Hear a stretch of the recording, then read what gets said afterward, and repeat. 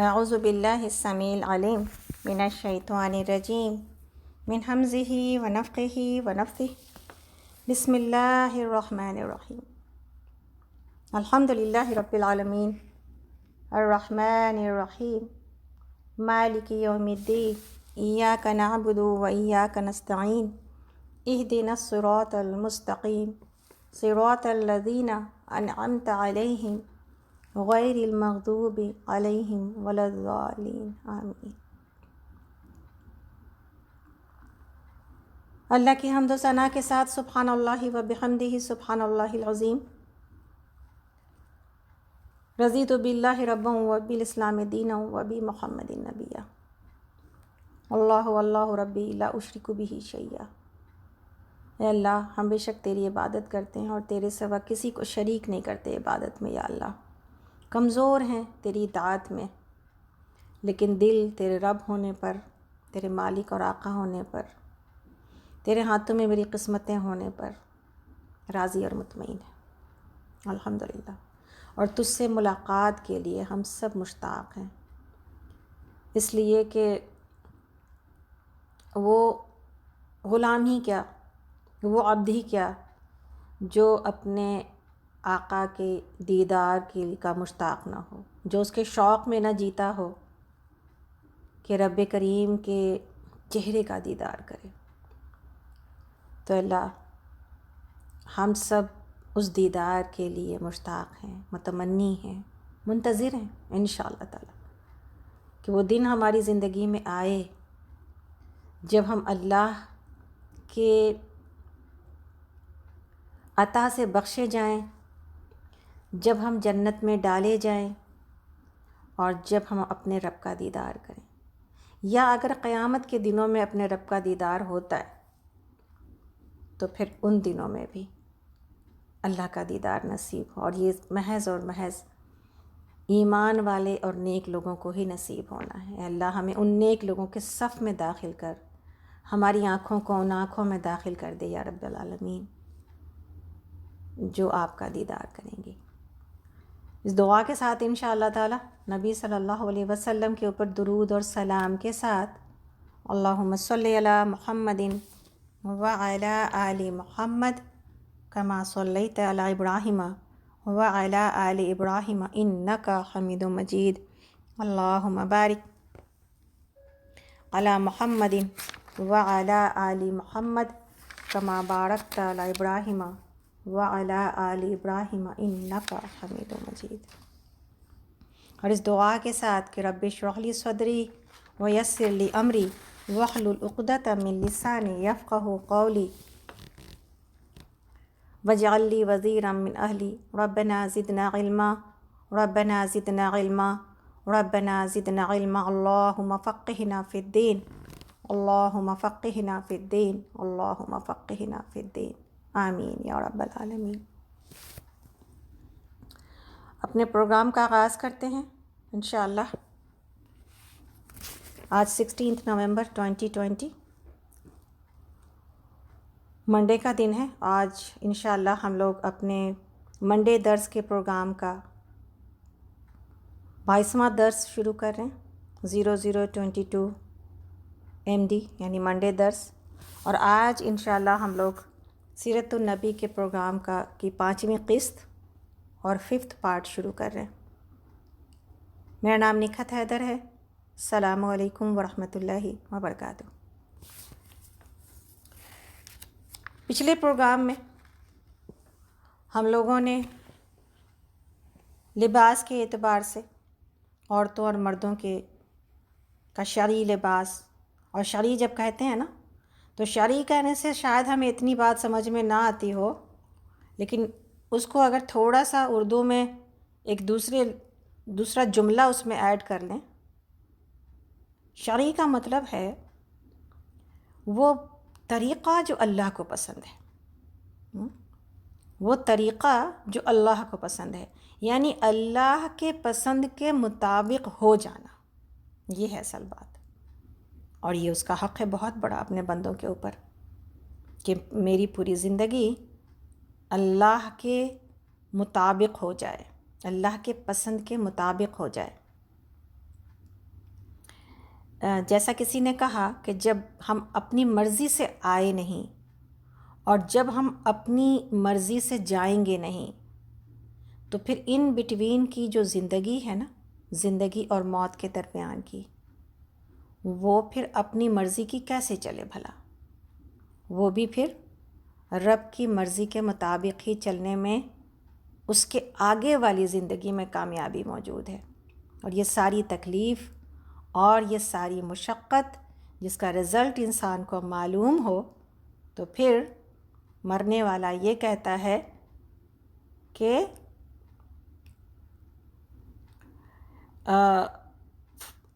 فَوَسْتُ وَرَبِّ الْکعبہ، کہ سینے سے نیزہ آر پار ہوا ہے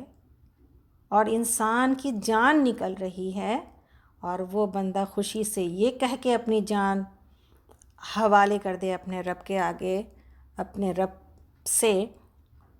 کہ میں خدا کی قسم، رب کعبہ کی قسم، میں تو کامیاب ہو گیا، میں تو کامیاب ہو گیا۔ یہ ہے وہ ایمان جو ہمیں سیکھنا چاہیے، کس طرح تکلیفوں میں مزہ لیا جاتا ہے، کس طرح تکلیفوں پر خوش ہو جایا جاتا ہے، کس طرح وہ چیز جو ناپسند ہے یا اتنی پسند نہیں ہے، یا اپنی پسند کو چھوڑ کر اللہ کی پسند کی طرف ٹرانسفر ہو جایا جاتا ہے۔ ہجرت یہی ہے نا، اصل ہجرت یہی ہے۔ اصل ہجرت کیا ہے؟ اصل ہجرت یہ ہے کہ انسان اللہ کی ناپسندیدہ کاموں کو چھوڑ کر پسندیدہ کاموں کی طرف بڑھتا چلا جائے، یہ ہے اصل ہجرت۔ اور یہی وہ تکلیف تھی کہ سمیہ رضی اللہ عنہا کو، حضرت یاسر رضی اللہ عنہ کو تکلیفیں دی جا رہی ہیں، خون بہہ رہا ہے جسم سے، اور اللہ کے نبی صلی اللہ علیہ وسلم کہہ رہے ہیں کہ صبر کرو اے آل یاسر، یہاں تک کہ تم سے قیامت کے دن ملاقات ہو۔ اور آل یاسر صبر کرتے ہیں اس تکلیف کے اوپر۔ یہی وہ لذت ہے جو بلال رضی اللہ عنہ کو ریت کے اور گرم ریت کے ٹیلے پر کھینچے جانے کے باوجود عہد عہد کہنے پر مجبور کرتی ہے۔ تو تکلیف آتی ہے،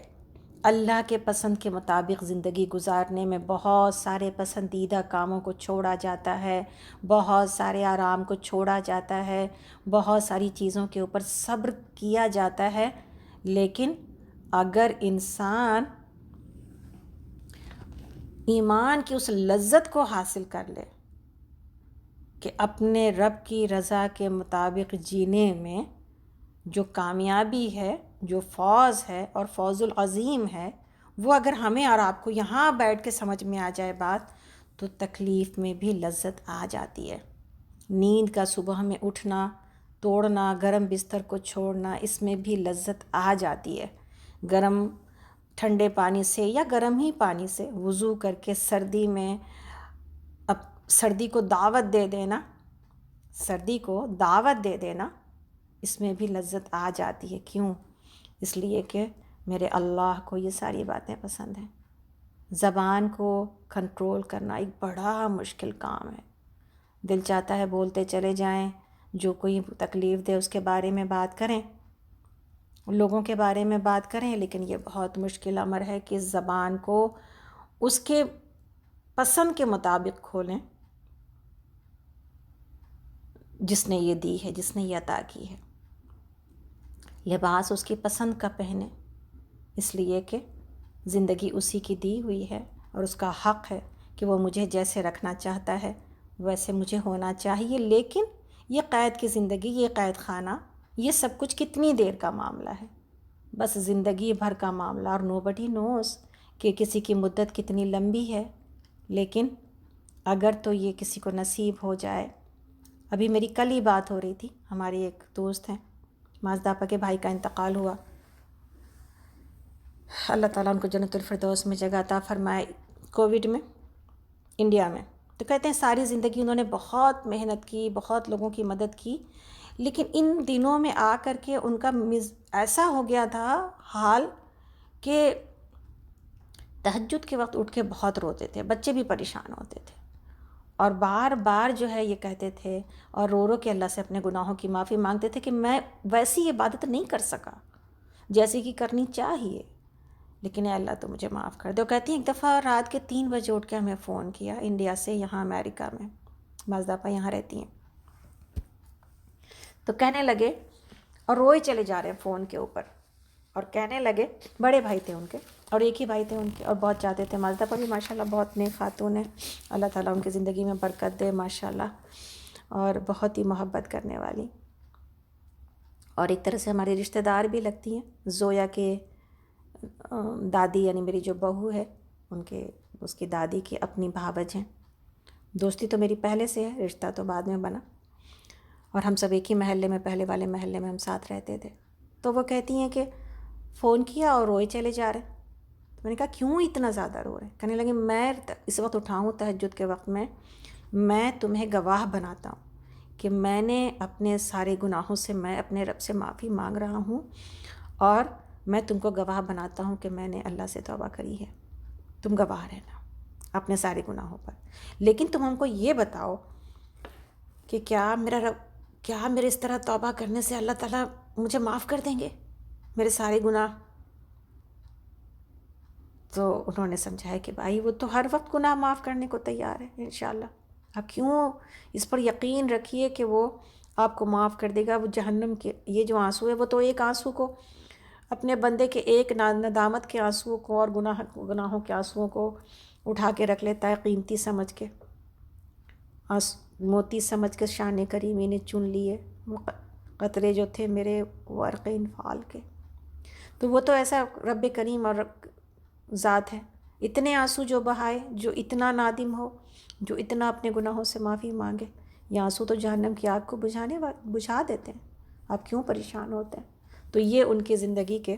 آخری دور تھا جس میں کہ وہ ایسے ہو گئے تھے۔ تو انسان کو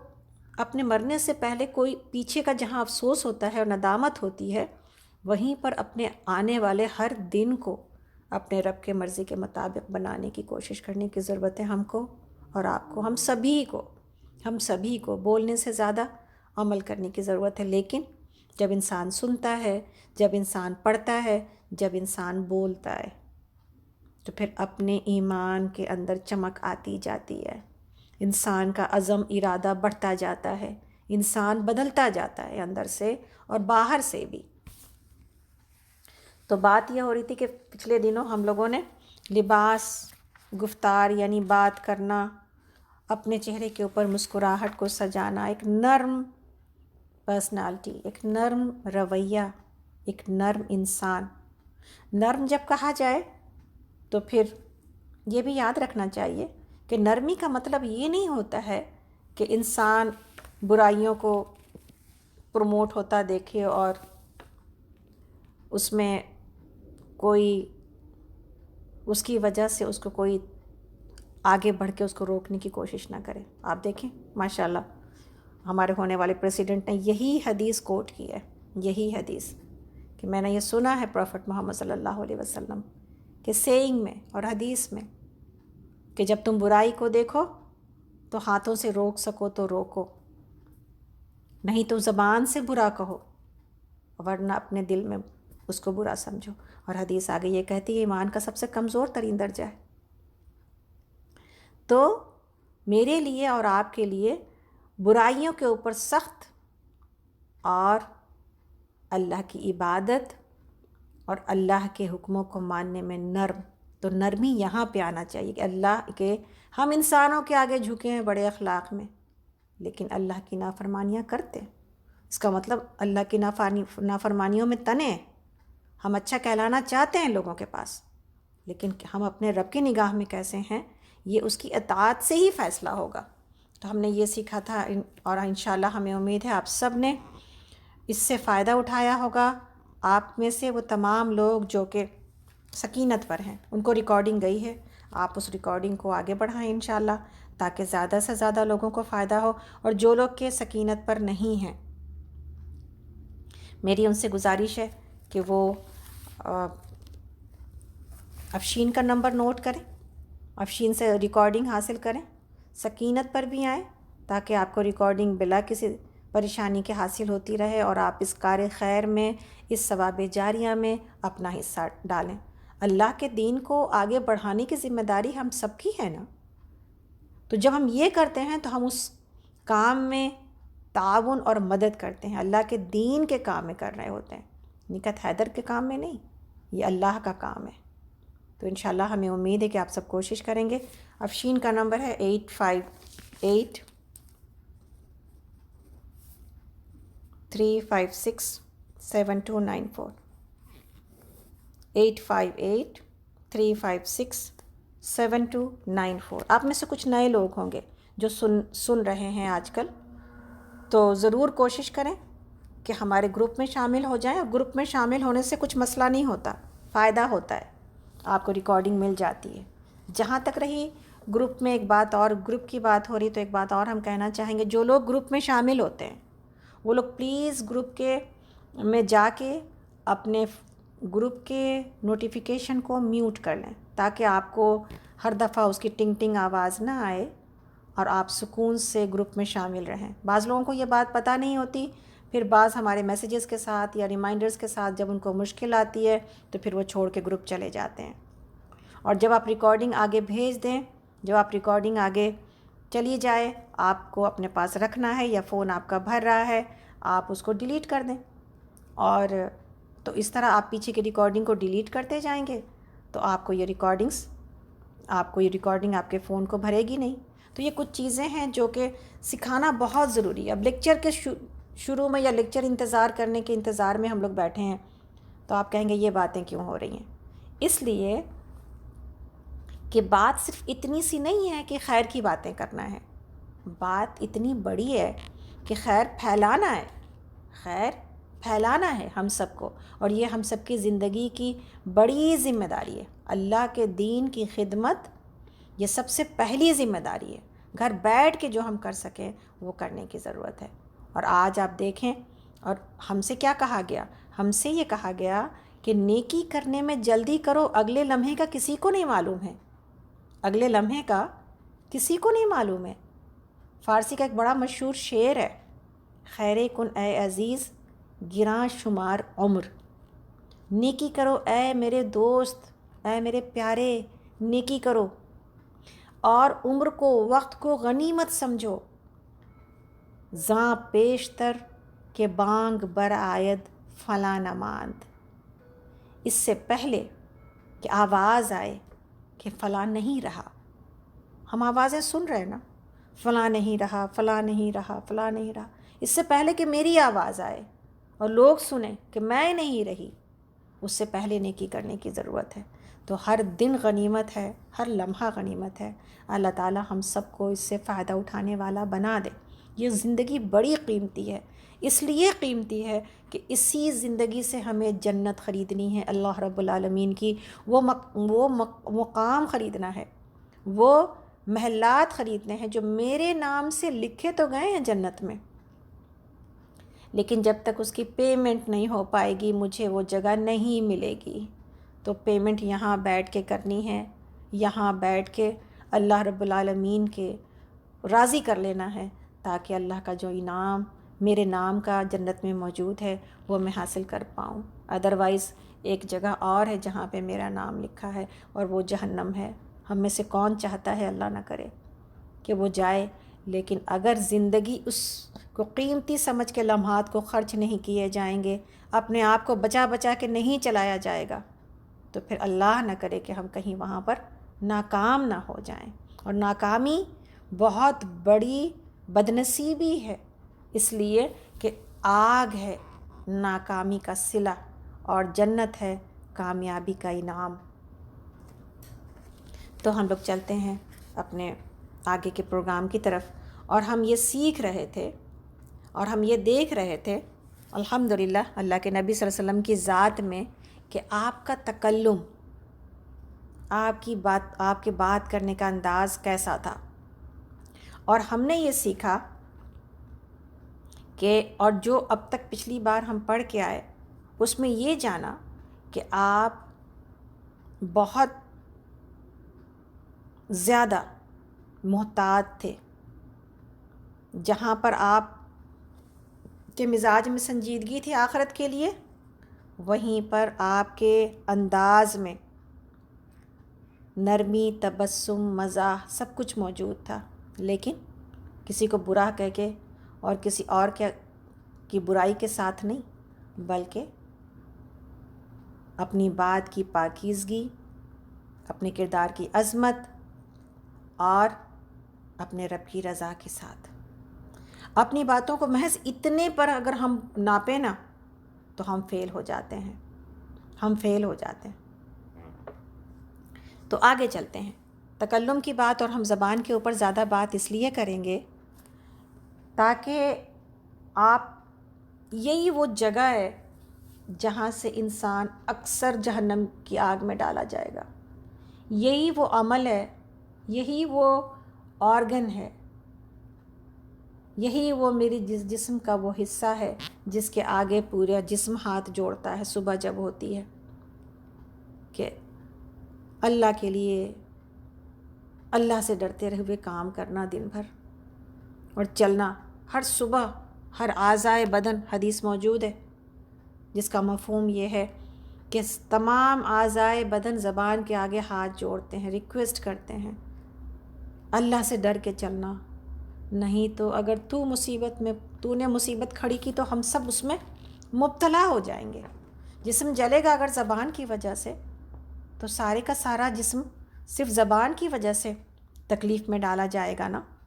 اس لیے اس کے اوپر توجہ کرنا بہت ضروری ہے اور سیکھنا بہت ضروری ہے. ہمارے نبی صلی اللہ علیہ وسلم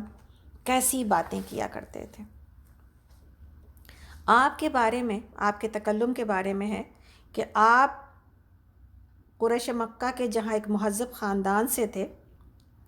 وہیں آپ بنو سعد کی فضاؤں میں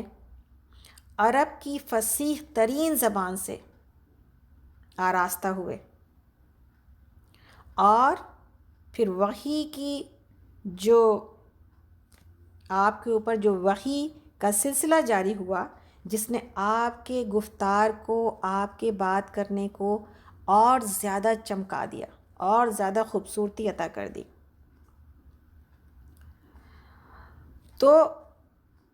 نبی صلی اللہ علیہ وسلم کے بارے میں ہے کہ آپ فصیح عربی بولتے تھے، بہترین زبان سے میں بات کیا کرتے تھے، اور آپ کا ادبی معیار اتنا بلند تھا جہاں وہیں پر سادگی بھی. عام طور پر کیا ہوتا ہے، بعض لوگ جو تھوڑا زیادہ پڑھ لکھ لیتے ہیں ان کی زبان آپ کے سمجھ میں نہیں آتی، وہ اپنی قابلیت کا سکہ جمانے پر لگے رہتے ہیں، ایسے الفاظ استعمال کرتے ہیں جو عام فہم نہیں ہوتا، تو پھر بات سمجھ میں نہیں آتی. ہم ہمیشہ جو ہے وہ اس بات کے لیے اردو، اس لیے کہ ظاہر ہے عربی تو میری زبان ہی نہیں ہے تو ہم اردو ہی ادیبوں سے مخاطب ہوں گے. ہم اردو ادیبوں سے اسی بات پر ہم ہمیشہ، میرے دل میں تھوڑی سی یہ شکایت رہی کہ عام فہم زبان کیوں نہیں استعمال کرتے. اگر کتابیں اس لیے لکھی جا رہی ہیں کہ دعوت دین کا کام کرنا ہے تو پھر زبان آسان استعمال کی جائے. یہ اور بات ہے کہ ہم لوگ بتدریج اور گریجولی زبان کے اعتبار سے ڈیٹوریشن کی طرف جا رہے ہیں اور ہماری اردو اب آہستہ آہستہ کمزور ہی ہوتی جا رہی ہے. لیکن اس کے باوجود کوشش یہ کرنی چاہیے لکھنے والوں کو کہ زبان آسان ہو تاکہ لوگ پڑھ کے اس سے اکتا کے پریشان ہو کے چھوڑ نہ دیں، یا جو میسج آپ دینا چاہتے ہیں وہ میسج پہنچ نہ پائے. اسی طرح بات چیت کرنے میں بھی بہت اس بات کی ضرورت ہے کہ انسان عام فہم زبان جس کو لوگ سمجھتے ہیں اس کو استعمال کیا جائے. تو آپ جہاں اتنی آپ کی ادبی معیار آپ کا اتنا بلند تھا، آپ عام فہم اور سادگی والی زبان، اس میں سادگی بھی موجود تھی. اور اس میں سب سے بڑی بات کیا ہوتی تھی، آپ کی زبان میں کوئی بھی نعوذ باللہ گھٹیا بات، آپ کے معیار سے بہت کمتر بات ہے نا، گھٹیا یا بازاری جملہ کبھی آپ کے زبان سے ادا نہیں ہوا. بعض لوگ آپ دیکھیں بعض چیزوں کو تکیہ کلام بنا لیتے ہیں، ہم میں سے کچھ لوگ بعض چیزوں کو بہت عام سمجھ لیتے ہیں کہ نہیں یہ بول دیا تو کیا ہوا، لیکن ایسا نہیں ہے. میرے اور آپ کی زبان کا ایک معیار ہونا چاہیے. اللہ کے نبی صلی اللہ علیہ وسلم نے یہی سکھایا اپنے ساتھیوں کو، اور آپ نے اسی طرح زندگی گزاری. اور آپ نے کبھی بناوٹی زبان کو پسند نہیں کیا، مصنوعی اور جو طرز کو، اسٹائل کو، آرٹیفیشل اسٹائل کو کبھی پسند نہیں کیا. اور نبی صلی اللہ علیہ وسلم نے اپنی دعوت اور اپنی ضرورت سے خود اپنی ایک زبان پیدا کی. آپ کی اپنی ایک زبان تھی اور ایک اسلوب آپ نے اپنا اپنایا. اسی لیے آپ کے بعض جملوں کے بارے میں، جہاں پر امتیازی نشان ہم آگے چل کے پڑھیں گے، بعض جملوں کے بارے میں عرب کے ادبی لوگ اور ثالب رضی اللہ عنہ کا کہنا یہ تھا کہ یہ آپ کی اپنی زبان ہے، یہ آپ کا خاص اسٹائل ہے، یہ آپ کی اپنی زبان ہے. تو ان شاء اللہ تعالیٰ ہم لوگ آذان ہو رہی ہے میرے پاس، تو ہم پھر آگے آذان کے بعد چلیں گے انشاءاللہ. اللہ اکبر، اللہ اکبر، آمین یا رب العالمین. تو چلتے ہیں ہم لوگ نبی صلی اللہ علیہ وسلم کے گفتار کے اوپر اور بات کے اوپر بات کر رہے تھے، اور اس کے آئینے میں اپنے آپ کو بھی جج کرتے ہوئے چل رہے تھے ہم لوگ، کہ ہم اپنے انداز کو بھی دیکھیں، اپنی زبان کو بھی دیکھیں. آپ کا انداز اور آپ کی زبان ادبی اعتبار سے اتنی اعلیٰ تھی کہ ایک مرتبہ بنو نہند کے لوگ آئے تو گفتگو کے دوران، بات کرنے کے دوران، آنے والوں نے تعجب سے کہا کہ اے اللہ کے نبی صلی اللہ علیہ وسلم، ہم آپ ایک ہی ماں باپ کی اولاد ہیں، ہم اور آپ ایک ہی ماں باپ کی اولاد ہیں، ایک ہی مقام پر پرورش پائی ہے، پھر یہ کیا بات ہے کہ آپ صلی اللہ علیہ وسلم ایسی عربی میں بات کرتے ہیں جس کی لطافتوں کو، یعنی جس کی باریکیوں کو اور جس کی خوبصورتی کو ہم میں سے اکثر نہیں سمجھ پا رہے ہیں. نہیں سمجھ پانے سے مراد ہے کہ جس کو ہم نہیں پا سکتے، جہاں تک ہم نہیں پہنچ سکے ہیں. آپ نے فرمایا ان اللہ عز وجل ادبنی فاحسن ادبی ونشأت فی بنی سعد بن بکر، کہ میری زبان کی تربیت خود اللہ عز و جل نے فرمائی ہے، اللہ عز و جل نے فرمائی ہے، اور میرے ذوق ادب کو، یعنی میری ادب کی جو خوبصورتی ہے وہ اللہ رب العالمین نے اس کو عطا کی ہے، اور میں نے قبیلہ سعد کی بہترین زبان والی فصاحت آموز فضا میں پرورش پائی ہے. تو یہ ہے نبی صلی اللہ علیہ وسلم کی زبان. ایک بار ابو بکر صدیق رضی اللہ عنہ کہنے لگے نبی صلی اللہ علیہ وسلم کی بات کو سن کر کہ میں عرب میں گھوما پھرا ہوں اور عرب کے بڑے بڑے ادبی اور فصیح لوگوں کا کلام میں نے سنا ہے، لیکن آپ صلی اللہ علیہ وسلم سے بڑھ کر کلام فصیح کسی اور سے نہیں سنا. یعنی اتنا بلند کلام، اتنی جو ہے نا بہترین زبان میں نے کسی اور سے نہیں سنی. تو یہاں پر بھی نبی صلی اللہ علیہ وسلم نے یہی بات فرمائی. آپ کی جو خوبصورتی تھی وہ، یعنی آپ یہ دیکھیں کہ نبی صلی اللہ علیہ وسلم کی زبان ایک پیغمبرانہ زبان تھی علم کے اعتبار سے، لیکن جو چیز ہمیں اور آپ کو دیکھنے کی ضرورت ہے اپنی زبان کے اعتبار سے، کہ ہم وہ پیغمبرانہ زبان تو نہیں حاصل کر سکتے، لیکن اپنی زبان میں لغو، گراوٹ، بازاری جملے، نعوذ باللہ بعض لوگوں کی عادت گالی سے شروع ہوتی ہے، یہ ساری چیزیں میری پرسنالٹی کو، میری شخصیت کو ڈیفائن کرتی ہیں. اور زبان وہ چیز ہے جس کو سن کے انسان یا تو کسی کے دل میں اپنی مقام پا لیتا ہے یا پھر کسی کے دل سے اتر جاتا ہے. تو یہی وہ چیز ہے جس کی حفاظت سب سے زیادہ کرنے کی ضرورت ہے. نبی صلی اللہ علیہ وسلم کے پاس جو ایک مشن تھا اللہ کے دین کو آگے بڑھانے کا، اور جو ماحول سے آپ کشمکش کر رہے تھے، جو ماحول کے ساتھ آپ کا اسٹرگل چل رہا تھا کہ آپ کو جھٹلایا جا رہا تھا، آپ کے ساتھ آپ کے لوگوں کو، آپ کے اوپر ایمان لانے والوں کو ستایا جا رہا تھا، تو اس کی وجہ سے آپ کے اندر ایک ایسا جذبہ موجزن تھا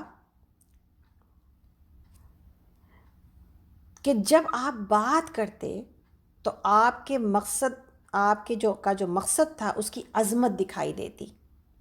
یہ ہے نا، بے مقصد زندگی بسر کرنے والوں کے باتوں میں کچھ رکھا نہیں ہوتا، لیکن با مقصد زندگی بسر کرنے والوں کی باتیں آپ کو ایک ایک جملہ قیمتی ہوتا ہے. ان کی صحبت، اس لیے کہا گیا نیک لوگوں کی صحبت، عالموں کی صحبت، علماء کی صحبت کیوں امپورٹنٹ ہے؟ کیا دیتی ہیں وہ؟ صحبت سے کیا ملتا ہے؟ ان کی باتوں میں ایک ایک جملے کے اندر عظمت موجود ہوتی ہے. اسی طرح انسان کے اندر اگر خلوص موجود ہو نا، سچائی موجود ہو، جو کہ نبی صلی اللہ علیہ وسلم کے لہجے میں تھی، آپ پوری کی پوری انسانیت کے لیے رحمت للعالمین تھے، تو آپ انسانیت کے لیے پرخلوص محبت سے پر زبان بولتے تھے، اور آپ کی کردار کی بلندی جو تھی نا، وہ تمام باتوں کو بہت پاکیزہ اور خوبصورت بنا دیتی تھی. یعنی میرے لیے اور آپ کے لیے جو چیز جس کی طرف توجہ کرنے کی ضرورت ہے، ایک بامقصد زندگی گزاری جائے، ایک محبت اور خیرخواہی کا جذبہ ہر ایک کے لیے اپنے دل میں پیدا کیا جائے. اور جب کوئی جاہل آپ سے الجھے، اور ہم سے اور آپ سے الجھے، جو آپ کو ناراض اور ہم کو ناراض اور تکلیف دے جاتا ہے، تو پھر اللہ کے نبی صلی اللہ علیہ وسلم کو یاد کیا جائے. آپ کو اس سے زیادہ جاہل قوم سے واسطہ پڑا تھا، آپ کو اس سے کہیں زیادہ تکلیفیں اٹھانی پڑی تھیں، اور ان تمام باتوں کے باوجود آپ نے اپنے کردار کی بلندی کو مجروح نہیں ہونے دیا. آپ اسی عظمت کے مینار پر قائم رہے اور عظمت کے مینار بنے رہے. میرے لیے اور آپ کے لیے کیا ہوتا ہے، کوئی اگر جس لیول پر گھٹیا لیول تک کوئی گھٹیا آدمی اپنے گھٹیا لیول سے کوئی بات کرتا ہے اور ہم اس کے لیول پر اتر جاتے ہیں. نہیں ہے وہ جو کہا جاتا ہے نا کہ نہیں ہے تیرا نقش من قصر شاہی کے سلطانوں کے گنبد پر، تو شاہی ہے بسیرا کر پہاڑوں کی چٹانوں پر. اور جیسے کہا جاتا ہے کرگس کا جہاں اور ہے، شاہی کا جہاں اور. کرگس کی جگہ پر نیچے آ کر کے اس کے مقام پر بات نہیں کی جائے گی، بلکہ انسان اپنے کردار کی عظمت اور اپنے مقام کو سمجھتے ہوئے اس کے مطابق بیہیو کرے گا یا بات کرے گا یا ریئیکٹ کرے گا. اس لیے ہمیشہ اس بات کا خیال رکھنا چاہیے کہ اللہ رب العالمین نے مجھ کو کتنی عزت دے رکھی ہے، کون سا مقام دے رکھا ہے، اور کون سا کیا وہ اس کی ایکسپیکٹیشن ہے میری ذات کے ساتھ، کیا ایکسپیکٹیشن ہے میری ذات کے ساتھ. جیسا کہ آپ سب اور ہم سبھی اس حدیث کو پڑھتے رہتے ہیں، لیکن ہم کو بار بار اس لیے بتانے کی ضرورت ہوتی ہے کہ انسان جب کسی کانٹیکسٹ میں اس بات کو سنتا ہے نا، تو پھر اس کی بات کی سمجھ بھی آتی ہے. ابوبکر صدیق رضی اللہ عنہ کا ایک مقام تھا، اور اللہ کے نبی صلی اللہ علیہ وسلم ان کو انہی مقام پر، اسی مقام پر دیکھنا چاہتے تھے. اور یہی وجہ ہے کہ جب ایک آدمی ابوبکر صدیق رضی اللہ عنہ کو برا بھلا کہہ رہا تھا، اور آپ یعنی ابوبکر صدیق رضی اللہ عنہ خاموش تھے، نبی صلی اللہ علیہ وسلم مسکرا رہے تھے کہ آپ ابوبکر صدیق رضی اللہ عنہ کے صبر کی وجہ سے، کہ وہ اپنے مقام کو نہیں، اپنے مقام پر ہیں اور وہ اس جاہل کے لیول پر نہیں آئے، تو آپ اس ادا پر مسکرا رہے تھے، آپ اس ضبط پر مسکرا رہے تھے، آپ اس عظمت پر مسکرا رہے تھے. لیکن جیسے ہی ابوبکر صدیق نے کچھ جواب دیا، آپ کے چہرے کا رنگ متغیر ہو گیا اور آپ وہاں سے چل دیے. ابو بکر صدیق رضی اللہ عنہ دوڑے،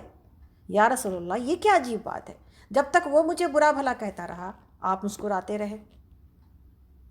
اور جب میں نے اس کی ایک ہی بات کا جواب دیا تو آپ ناراض ہو کے جا رہے ہیں۔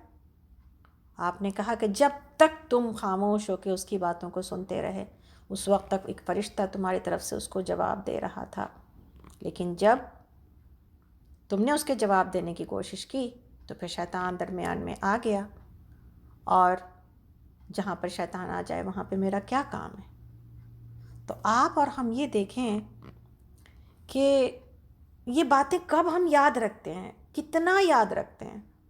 کب اپلائی کر پاتے ہیں۔ بہت مبارک ہیں وہ لوگ جو بولنے سے پہلے سوچ لیتے ہیں، جن کو یہ بات پتہ ہو جاتی ہے کہ اللہ رب العالمین نے ایک بات کہی ہے، اور وہ بات کیا ہے؟ من کان یؤمن باللہ والیوم الآخر فلیقل خیرا او لیصمت، کہ جو اللہ اور یوم آخر کے اوپر ایمان رکھتا ہے اس کو کیا چاہیے؟ اس کو چاہیے کہ بھلی بات بولے، خیر کی بات بولے، ادروائز کیا کرے؟ خاموش رہے، وگرنہ خاموش رہے۔ میری زبان کا استعمال ہم کو سیکھنا چاہیے، ہم سب کو اپنی زبان کا استعمال سیکھنا ہے، لوگوں سے بات کرنے کے اعتبار سے بھی اور اس اعتبار سے بھی کہ یہی وہ واحد چیز ہے جو اگر ذکر میں ڈھل گئی تو مجھے جنت تک پہنچا دے گی، جو اگر لغو میں چل پڑی تو پھر مجھے جہنم تک پہنچا دے گی۔ تو ایک آرگن ہے، سب سے پہلے تو دل کے بارے میں بات کی گئی ہے نا، کہ ایک چیز ہے جو کہ دل، جو اگر صحیح ہے تو سارا جسم صحیح ہے۔ دل کی سوچ، فکر اور ارادے سے انسان اپنے زبان کو استعمال کرے، اپنے ہاتھ اور پیر کو استعمال کرے۔ خیر تو یہیں پر پہلے ارادہ یہیں پر جمع ہوگا، خیر یہیں پر جمع ہوگی، فکر آخرت یہیں پر جمع ہوگی، انجام کا خوف یہیں پر جمع ہوگا، اللہ کا تقوی یہیں پر جمع ہوگا، تب جا کے زبان کا استعمال صحیح ہوگا۔ تو اپنی زبان کے استعمال کو سیکھتے ہیں اس ربیع الاول کے مہینے میں، کہ کس طرح اللہ کے نبی صلی اللہ علیہ وسلم نے اپنے زبان سے گرویدہ بنایا ہے، اپنے اخلاق سے، اور اخلاق کا اظہار زبان سے ہوتا ہے۔ تو یہ سیکھنے کی ضرورت ہے، کیسے ہم اپنے اعمال نامے کو وزنی بنا لیں۔ سب سے زیادہ وزن جو ہوگا اعمال نامے کے اوپر وہ ہماری نمازوں کا نہیں، ہماری تہجدوں کا نہیں، ہمارے روزوں کا اور ہمارے صدقات کا نہیں، ہمارے اخلاق کا ہوگا۔ تو یہ ایک بات ہے جو ہمیں اپنی گرہ میں باندھ لینی ہے کہ نبی صلی اللہ علیہ وسلم زبان کے معاملے میں بہت محتاط تھے، اور آپ صلی اللہ علیہ وسلم کو